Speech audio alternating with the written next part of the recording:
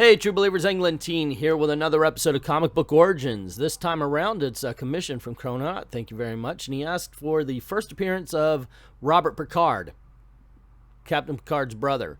I have no idea who this is. The only information I found out was that he was in this one TV show. And now Chrononaut left also, hey, there's the gift. So I thought, okay, well, this is...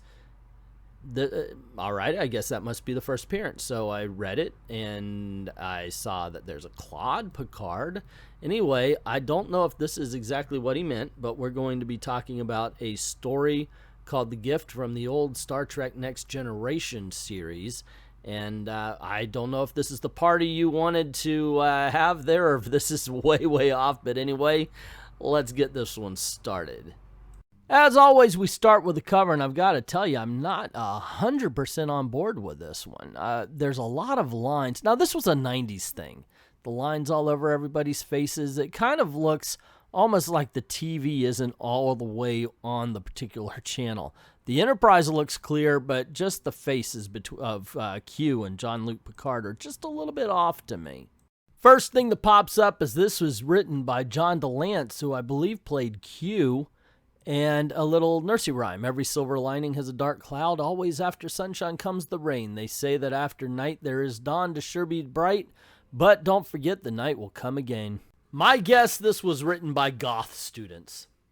The book really opens with Riker telling Picard about a party that Picard obviously understands and knows about. And he's like, you go on ahead. I'm not in the mood for a party tonight. And we continue to see this falling comet or asteroid of some sorts that we saw from the first page. At the party, we see that Riker must be telling some sort of fish story since Data's right next to him saying, "Forgive me for interrupting, sir, but you have confused the details." And when Riker gets fed up with Data for telling the truth about the story, he says, "Let's get Guinan to tell the truth. She knows what happens." And she's like, "Well, respectfully, I forget."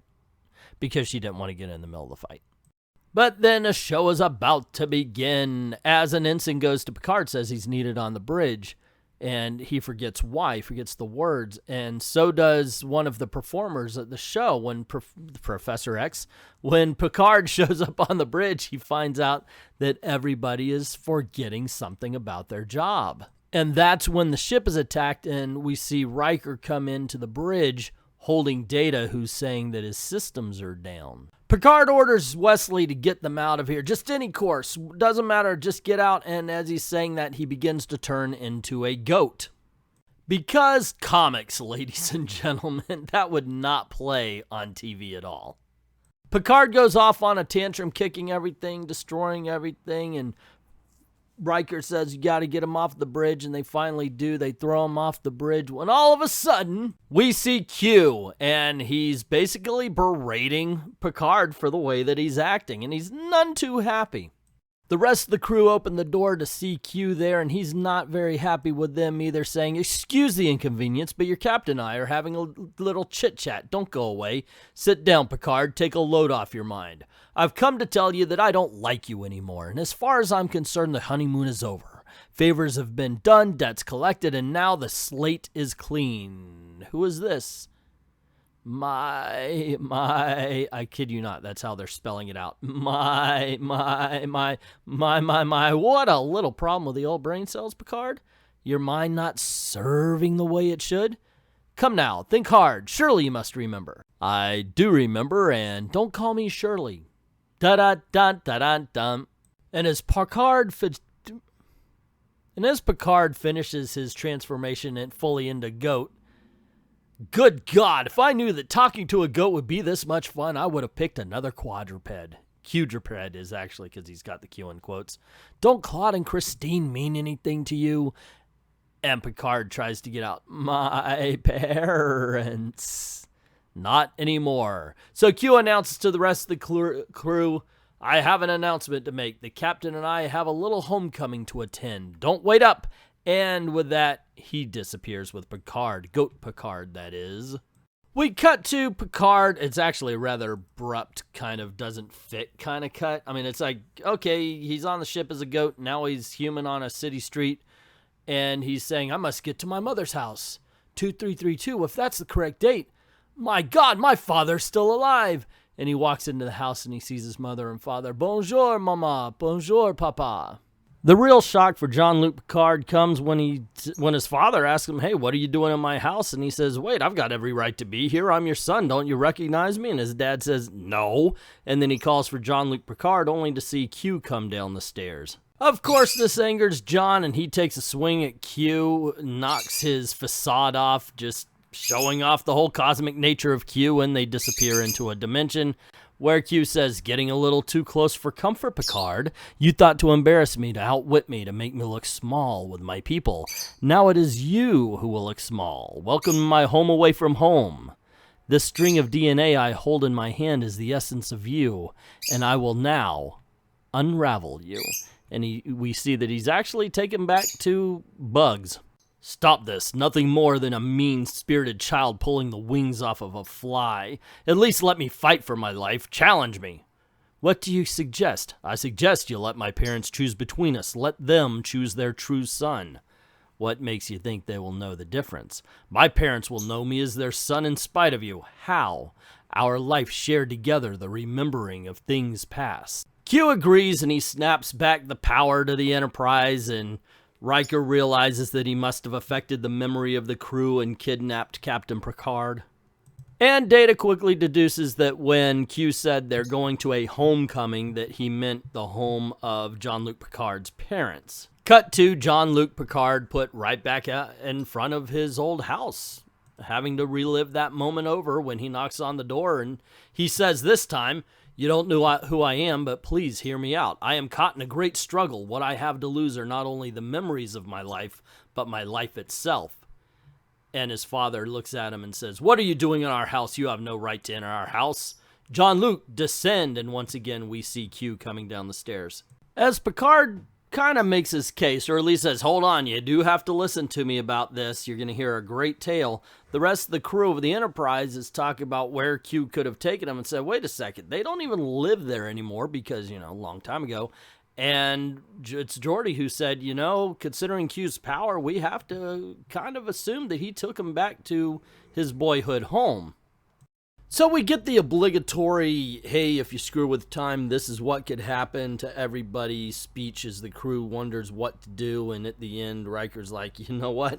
I would rather deal with spaceships and physical things than deal with Q and all of his magical mumbo jumbo.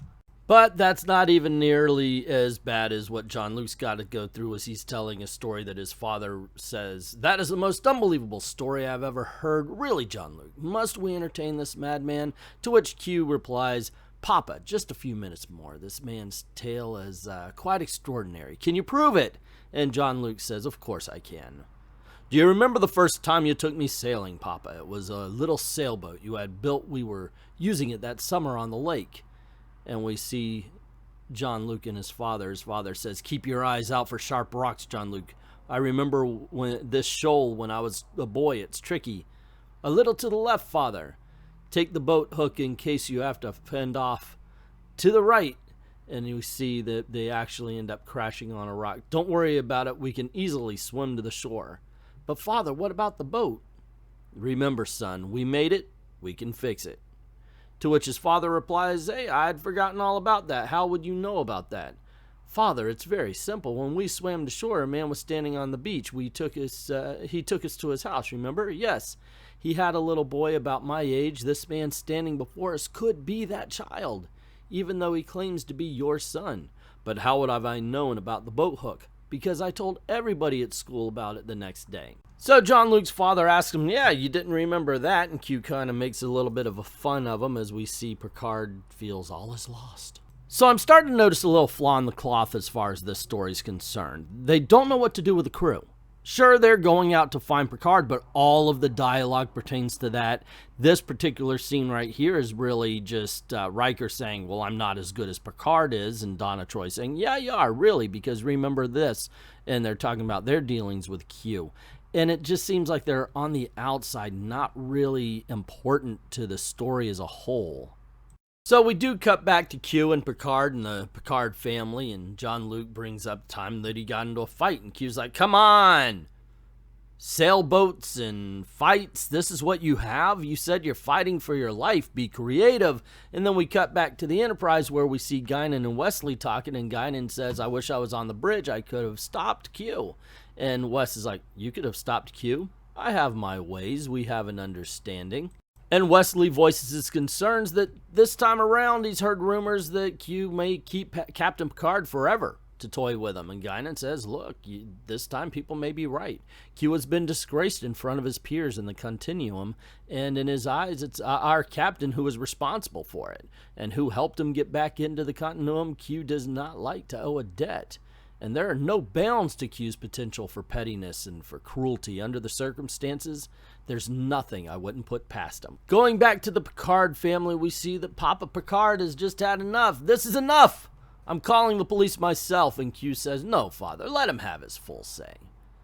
And then Jean-Luc says, the castles of Spain are all in a row. When my toe is hurt, we have to go. The monsters are near, but I don't care. When you hold me tight, they're easy to scare. And his father says, I remember. It's the code, the code. When you were little, we had a code. Remember, Mama? And Mama Picard finally has a voice saying, yes, yes. So Picard continues. The trouble with snails is that they're slow. And the father replies, meant we all had to hurry up, right? That's right, you remembered.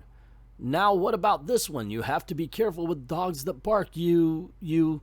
And Q says, can't always see them in the dark. That was our coded message for be careful walking home from school. Or what about this one? You're the captain now, my boy. Go on, complete it. What's the matter? Lost your tongue? Q asks Picard, and he finds out he can't. He can't remember it. Father, you must remember it, says Q. It's what you used to tell me just before leaving the house. Why so glum? Cat got your tongue? That was our code word for take care of your little brother. You said it to me the day he fell into the well and died. Go on, complete the story if you know so much about my family, Q challenges Picard. But he couldn't. And Q says, well, I can. So Q begins to tell the story of the death of Jean-Luc's brother. Father and Mother were going to visit Aunt Yvonne. It was a beautiful day, and Claude and I were playing in the yard. It was my job to look after him. I went inside to work on my model ships. He wanted to help me, but I told him no, and to get him out of my hair, I gave him an old model boat and sent him outside. Claude must have climbed the fence and crossed the road, because when I thought to look for him, he was not in the yard. Q describes the way his brother looked in the well, and he asks Picard if he wants to continue the story, but Picard's defeated at this point and just says, you win. Q pulls out the boat that he had given his brother and says, I still have it here. Now who remembers this? And Picard's mother says, I don't know who you are, but in my heart I know you're not my son, because my son would not put us through this again. And then we cut to the Enterprise, and they're talking about, well, so should we set a course for Picard's home, which they probably should have done a long time ago if they were gonna go, right? But Worf says, Riker says, no, we're going to stick around just in case Q comes back. And Worf's like, well, what if he comes back without the captain and decides to take all of his anger out on us? To which Riker responds, then we know that running won't help, because Q could track us down wherever we are, which makes me wonder, then why are you sticking around? If he could track you anywhere. Okay, anyway, headache. Then he says, First Officer's personal log. Supplemental, I have decided to maintain our position in the hopes that Captain Picard can outwit Q as he has done in the past. But I must admit, if only to myself, the possibility that the captain will finally run out of ways to deal with a super being. And even if he does manage to outmaneuver his adversary once again, will Q abide by the rules of whatever game he's invented, or will he give in to a whim and make the captain pay the price? We cut back to Picard and Q, and Picard saying, I won, and I want to make sure that my parents have no memory of this. And Q's like, well, I understand I've got a lot to learn, and you won, so let me give you a gift. Let me give you your brother back. And I got to admit, I do like this page. We see how things are as Picard accepts things, and then Q says, well, of course, I understand this, and don't worry. Picard's saying he did it for himself, but as this is happening on the other side of the page, we're watching that immediately there have been changes. So Picard's brother living has obviously had some serious ramifications. Picard recognizes he immediately got tricked, and Q's like, did I knew that? And then we cut to Riker, who's thinking, wait a second, this was about space exploration, but then the leader took over, and I guess they're trying to hide the fact that it's Picard's brother, even though we all know this. And Worf is like, dude, you're not watching the flank, you're daydreaming, wake the hell up. And we see that it's actually Federation ships that that Riker is fighting. And he's apparently trying to get away, and Data's like, oh, wait a second. Well, how is the whole crew together again if everything's changed? Anyway, so Data says, maybe we could drop out a warp to avoid them, and he does that, but everybody else did too, so they're still continuing to fire. And finally, they're told, hey, we don't have any phasers, we're helpless, and there's someone, one of the ships are trying to communicate, and Riker says, okay, screens up, because, that's what happened.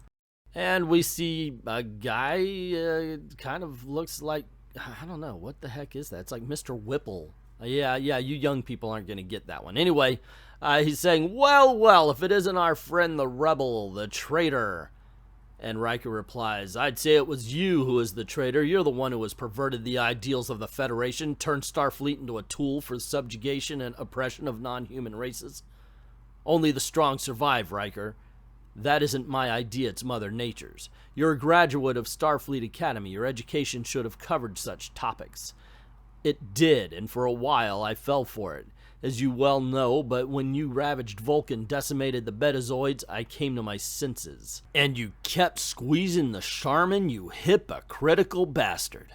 So Picard tells Riker that, hey, you either do what we ask or we're going to destroy you. He knows that Riker's not going to follow orders and that they will destroy him. And he says, the only thing I'm sad about is I lost Worf. I could have used him. And his officer says, how are you going to use him? And so he explains that in order for them to remain strong and have a strong military, they always need an enemy, and they're going to make sure that the Klingons are next. And after that, they should be able to go after the Romulans. And, of course, as said, he knew that Riker wouldn't surrender, so he destroys the Enterprise. Of course, Picard's calling BS. This isn't my brother. It couldn't be my brother. And so Q says, yeah, I've given you a gift, and now I'll show you how he came to be this way.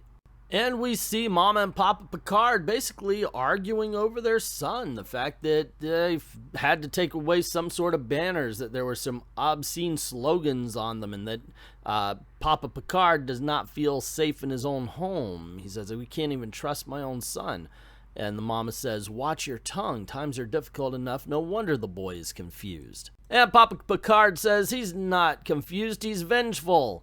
And they see Claude, he's running in, eating an ice cream, says he was at the store, and Papa Picard's like, you think we could trust him? And we see that he grows up basically into Antifa.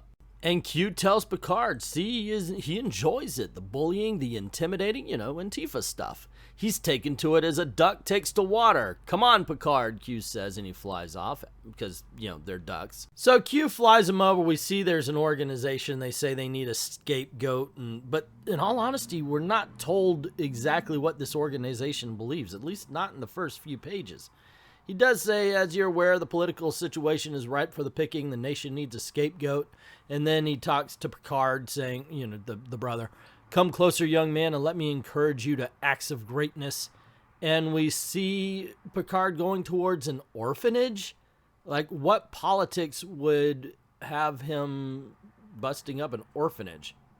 But anyway, Q and Picard as rats are standing by, and Picard says, I can't do it. I can't just sit around and watch stuff. And he goes, oh yeah, speaking of. And we see that John Luke comes and tackles Claude or whatever his name was in order to stop him from doing whatever it was he was doing. That's the big problem. We just don't understand what is it that this group believes. At one point, we've got Picard, the brother Picard, saying, I now present to you the hope of the nations, the scourge of our enemies, the truth, the power, the light, our father, our leader, our God. And John Luke's like, he's insane. And John Luke's like, hey guys, wait a second. This is my brother. He's no God or anything. Like, he's going to lead you to ruin.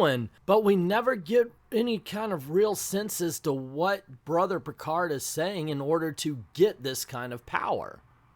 And that's the weird part. So anyway, one of his advisors tells Claude Picard, your brother is making waves, and he says, I agree, I'll take care of him. And we see Q and Picard together. I must speak with him. Arrange it. I want to speak with him now. And Q's saying, it won't do any good. But Q changes his mind and allows Picard to talk to his brother anyway, saying, well, perhaps you should. What a coincidence. I think he wants to speak with you. And Jean-Luc says, you wanted to see me, Claude? Yes, my dear brother. My good brother. The time seemed to have passed you by. I don't think so, Claude. I have seen the future. I am the future. And Jean-Luc tries to reason with his brother, you're right, and it disgusts me. How could you be like this? These are not the ideals that we were raised with. Shut up, you've always been in my way, Jean the Good. Well, it's my turn now, and you're not going to ruin it. Watch out for the well. And we see that Claude is cocking his phaser. That's kind of weird. Anyway, he points the gun at Jean-Luc and says, goodbye, brother. And at that point, Q pops back in, stopping time and telling Jean-Luc, this is very interesting, isn't it? This is a crossroads for you, Jean-Luc. 15 years from this moment, your brother will be confronting the Enterprise. He'll be the leader of a very different sort of Starfleet than the one you know and love. It's up to you, Jean-Luc. And Jean-Luc realizes that what he's saying is, at this point in time, he's standing right by the well that he died in many years ago in another timeline. What do you want to do? And Jean-Luc says, I can't. But Q says, you must. Jean-Luc looks at his brother and says, all right, proceed. And Q blows him into the well. He falls. And then when they look down, they see his dead brother, but he's a kid again. And we cut to basically the beginning of the book, and we see Will standing over and saying, excuse me, sir, but the party is about to start. Did you hear me, sir? Yes, I heard you, number one. I think you would enjoy it. The crew has made quite an effort. Are you all right, Captain? Yes, number one, I'm all right. I was thinking about something that happened a long time ago. And you know, Will, I would love to come to the party. And Riker leaves, and Picard says, I'll be there in a moment. And we see Q materialize in the corner. That's my gift, Picard. I free you of your past. Wear it in health. Until next time. So there you go, gang. That was the gift. Not sure exactly if this is what Chrononaut wanted, and I apologize if it's not. It's just I really could not find anything on a Robert Picard. And you mentioned this book, so wow, I hope you enjoyed it. Personally, I think it was okay. Like I said, it really was kind of surface level. It didn't delve into anything. We didn't understand why, really, how Picard's brother came to Ascension, or to what organization was he onto, what were their real means to an end. So I think they could have spent a little more time developing that particular part of the story. Overall, though, I didn't think the book was bad, just missing some pieces. But that's just my opinion. What is yours? Let me know in the comments below. Don't forget to click like, share, subscribe. Ring that notification bell if you haven't done it already, making sure notifications are on for Google and YouTube. And if you haven't done it, click on any of these videos here that are popping up around you. Go on over to Patreon or to Ko-Fi, drop $1 in the tip jar to help out the channel and helps keep making videos for you. I'd like to thank everybody who's already done that, and to everyone, all of the true believers, thank you very, very much for watching.